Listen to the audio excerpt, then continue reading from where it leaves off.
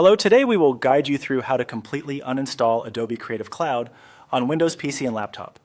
In this walkthrough, we'll use the built-in Windows control panel to remove the Creative Cloud desktop app cleanly. Take your time, follow along, and you'll be done in just a few minutes. Start on your Windows desktop so everything is easy to see. If any Adobe apps are open, it's a good idea to save your work and close them first. This helps the uninstaller proceed without interruptions. You don't need any special tools for this process, but having administrator access on your PC will ensure you can complete the removal.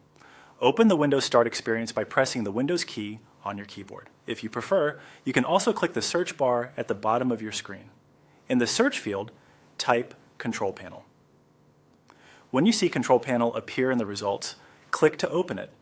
If Windows opens Settings instead, simply search again, specifically for Control Panel, and select it. Inside Control Panel, find the section named Programs. Click Uninstall a Program. On some systems, this may appear as Programs and Features. Either way, it takes you to the list of installed applications. You'll now see a list of programs installed on your computer. Look for Adobe Creative Cloud. If the list is long, you can sort by name to group all Adobe items together, or use the search box in the top right corner of the window to filter the list. Make sure you select the entry labeled Adobe Creative Cloud, which is the desktop app that manages other Adobe applications. Right-click Adobe Creative Cloud and choose Uninstall. If a user account control prompt appears asking for permission to make changes, click Yes. The Adobe Uninstaller will open and guide you through the removal. Read any prompts carefully and confirm that you want to proceed.